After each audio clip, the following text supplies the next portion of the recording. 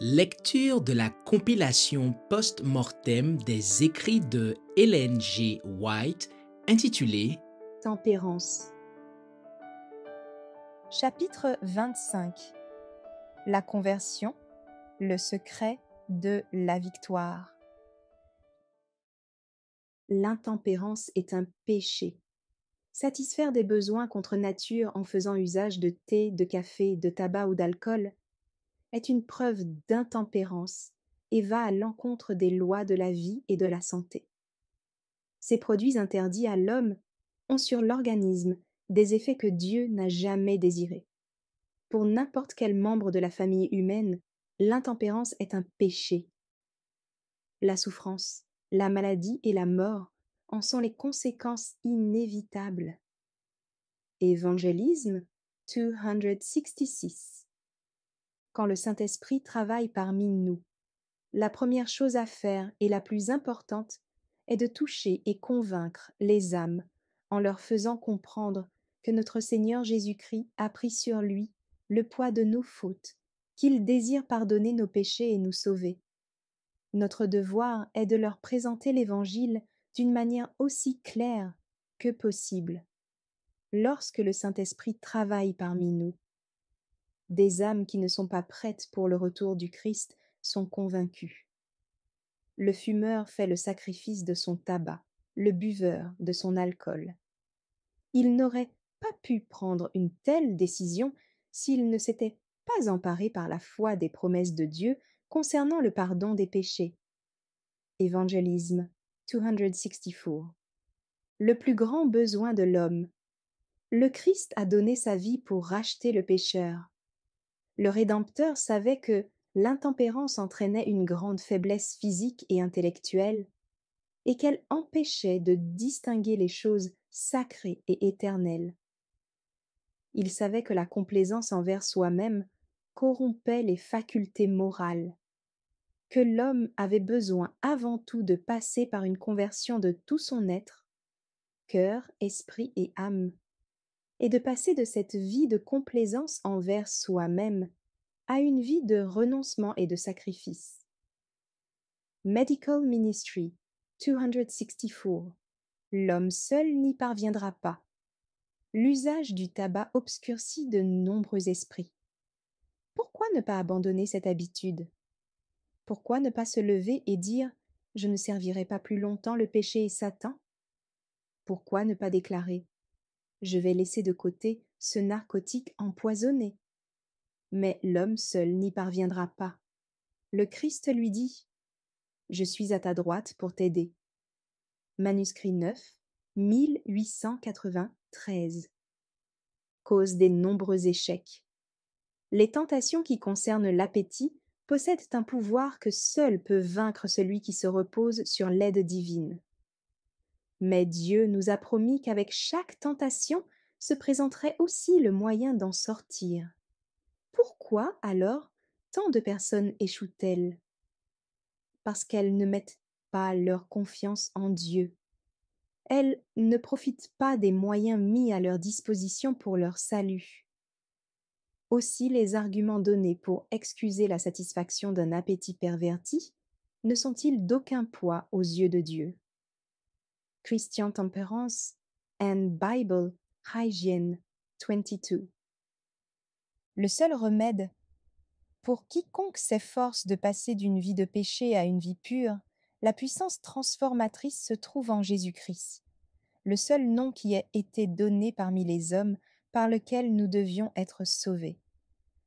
Si quelqu'un a soif d'espérance et désire être délivré du mal, a-t-il dit lui-même, qu'il vienne à moi et qu'il boive?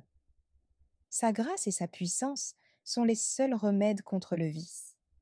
Les bonnes résolutions qui s'appuient sur nos propres forces n'ont aucune valeur. Elles ne sauraient triompher d'une mauvaise habitude. Nous n'arriverons jamais à être tempérants en toutes choses si notre cœur n'est pas renouvelé par la grâce divine. Il nous est impossible de nous préserver du péché un seul instant. Nous ne pouvons compter que sur Dieu. Une véritable réforme débute par la purification de l'âme. Nous ne pourrons travailler en faveur de ceux qui sont tombés que dans la mesure où la grâce du Christ interviendra pour réformer les caractères et où les âmes seront amenées en contact intime avec Dieu. Par son obéissance parfaite à la loi divine, le Christ a donné un exemple à tous les hommes. Soutenu par sa puissance, guidé par ses enseignements, vivons comme il a vécu lui-même. Rayon de santé, 209, 210. Nécessité d'une obéissance parfaite. Pour faire œuvre utile en faveur de ceux qui sont tombés, nous devons d'abord mettre en évidence les exigences de la loi divine et la nécessité de s'y conformer. Faisons ressortir la différence frappante qui existe entre celui qui sert Dieu et celui qui s'éloigne de lui. Dieu est amour, mais il ne saurait excuser la désobéissance volontaire à ses commandements. Nul n'échappera aux conséquences de celle-ci. Le Seigneur ne peut honorer que ceux qui l'honorent. Notre conduite en ce monde décidera de notre destinée éternelle. Nous récolterons ce que nous aurons semé. L'effet suivra inévitablement la cause. Dieu ne peut agréer qu'une obéissance totale, et ses exigences n'ont rien d'imprécis. Il n'a rien ordonné qui ne soit indispensable pour que nous puissions être en harmonie avec lui. Montrons aux pécheurs le caractère idéal selon Dieu, et amenons-les au Sauveur dont la grâce seule nous permet de le réaliser.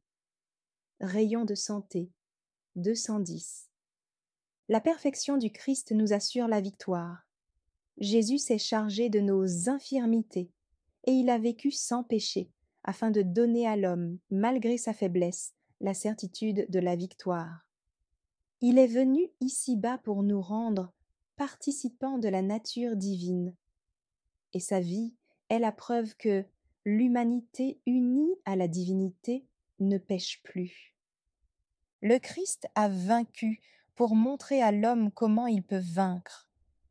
Il a affronté toutes les tentations de Satan avec la parole de Dieu, et c'est en s'appuyant sur les promesses divines qu'il a pu obéir aux commandements. Le tentateur n'a pu ainsi prendre l'avantage sur lui. Chaque fois qu'il était tenté, il répondait « Il est écrit ». C'est donc par la parole de Dieu qu'on peut triompher du mal. De grandes et précieuses promesses nous ont été données, afin que par elles nous devenions participants de la nature divine, en fuyant la corruption qui existe dans le monde par la convoitise. 2 Pierre 1 verset 4.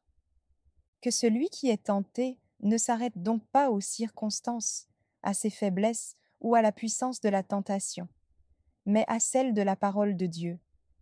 Toute la force de cette parole est à notre disposition. Je serre ta parole dans mon cœur, dit le psalmiste, afin de ne pas pécher contre toi. Je me tiens en garde contre la voix des violents. Psaume 119, verset 11, ainsi que 17, verset 4. En communion avec le Christ par la prière. Parlez de courage aux pécheurs. Présentez-les à Dieu dans vos prières. Parmi ceux que la tentation terrasse, un bon nombre en sont humiliés et ont l'impression de s'approcher vainement du Seigneur. Mais cette pensée leur est suggérée par l'ennemi. Lorsqu'ils ont péché et n'osent plus prier, dites-leur que c'est bien alors qu'il faut le faire. Ils peuvent se sentir profondément humiliés et honteux d'eux-mêmes. Mais s'ils confessent leurs péchés, celui qui est fidèle et juste les leur pardonnera et les purifiera de toute iniquité.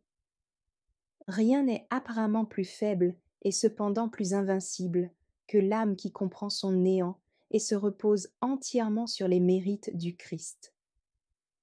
Par la prière et l'étude de sa parole, par la foi en sa présence, le plus faible des hommes peut s'approcher du Sauveur et saisir sa main qui ne l'abandonnera jamais.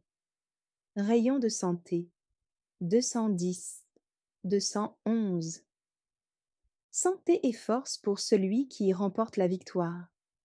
Quand un homme, esclave pendant longtemps d'habitudes mauvaises et coupables, est touché par la puissance de la vérité divine opérant dans son cœur, ses facultés morales, apparemment paralysées, reprennent vie. Il possède alors une faculté de raisonnement plus vigoureuse et plus claire que lorsqu'il n'avait pas encore attaché son âme au rocher éternel. Même sa santé physique, du fait du sentiment de sa sécurité en Christ, s'en ressent. La bénédiction spéciale que Dieu fait reposer sur lui apporte elle aussi santé et vigueur. Christian Temperance and Bible Hygiene 13. La victoire ne se trouve qu'en Christ. Les hommes ont souillé le temple de leur âme. Dieu les somme de sortir de leur torpeur et de s'efforcer de tout leur pouvoir de retrouver la nature que Dieu leur avait donnée. Seule la grâce de Dieu peut convaincre et convertir. Seul le Christ peut donner aux esclaves de l'habitude la force de briser les chaînes qui les lient. Il est impossible qu'un homme offre son corps comme un sacrifice vivant, saint et agréable à Dieu s'il continue à pratiquer des habitudes qui le privent de sa vigueur physique, mentale et morale. L'apôtre dit encore : « Ne vous conformez pas au siècle présent, mais soyez transformés par le renouvellement de l'intelligence, afin que vous discerniez quelle est la volonté de Dieu, ce qui est bon, agréable et parfait. » Christian Temperance and Bible Hygiene 10-11. Soutenu par le Christ. Le Christ a lutté contre l'appétit et il a remporté la victoire. Nous pouvons nous aussi être victorieux en nous confiant en lui. Qui franchira les portes de la ville sainte ? Ceux qui auront réussi à dominer leur appétit. Le Christ a résisté au pouvoir de celui qui veut faire de nous ses esclaves. Bien qu'affaibli par son jeûne de 40 jours, il surmonta la tentation et prouva ainsi que notre cas n'était pas désespéré. Je sais que seuls nous ne pouvons pas remporter la victoire. Combien devrions-nous être reconnaissants d'avoir un Sauveur vivant et prêt à nous aider ? Je me souviens d'un homme présent dans une assemblée à laquelle je me suis adressée. Son corps et son âme étaient terriblement marqués par l'usage de l'alcool et du tabac. À cause de ses excès, il était tout courbé. Ses vêtements étaient aussi misérables que son état physique. Selon toute apparence, il semblait ne pouvoir jamais sortir de cette situation. Mais alors que je l'exhortais à résister à la tentation en ayant recours à la puissance d'un Sauveur ressuscité, il se leva en tremblant et dit : « Vous vous souciez de moi. Aussi, je vais me soucier de ma personne. » 6 mois plus tard, il vint chez moi. Je ne le reconnus pas. Le visage rayonnant de joie et les yeux pleins de larmes, il me prit la main et dit : « Vous ne me reconnaissez pas, mais vous souvenez-vous de l'homme vêtu d'un vieux pardessus bleu qui s'est levé lors de votre assemblée et qui a dit qu'il essaierait de se réformer ? » J'étais stupéfaite. Il se tenait bien droit et paraissait avoir 10 ans de moins. Il était retourné chez lui après cette réunion et avait prié et lutté pendant les longues heures qui avaient précédé le lever du soleil. Ce fut une nuit de combat, mais grâce à Dieu il en ressortit victorieux. Cet homme pouvait parler, parce qu'il en avait fait la triste expérience, de l'esclavage des habitudes mauvaises. Il savait avertir les jeunes des dangers qu'ils couraient. À ceux qui, comme lui, avaient succombé, il pouvait parler du Christ comme le seul espoir de secours. Idem 19:20. Toute réforme est impossible sans l'aide du Christ. Aucune réforme véritable ne peut être accomplie sans la puissance divine. Les barrières humaines destinées à neutraliser les tendances naturelles ou acquises ne sont que des digues de sable contre un torrent. Tant que la vie de Jésus ne nous galvanisera pas, nous ne pourrons résister aux tentations.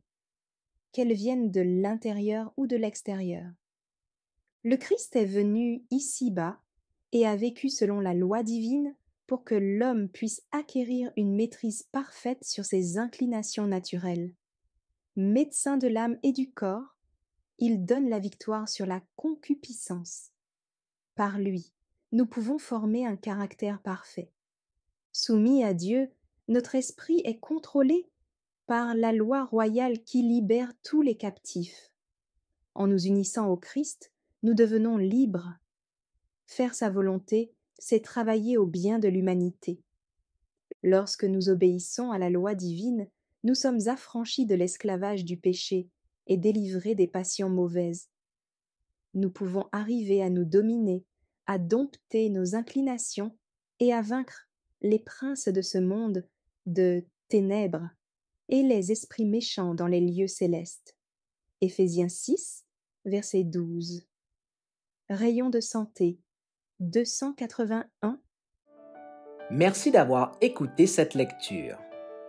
Si vous avez des questions ou des remarques sur le thème abordé, n'hésitez pas à les partager dans les commentaires et notre équipe ne manquera pas de les considérer.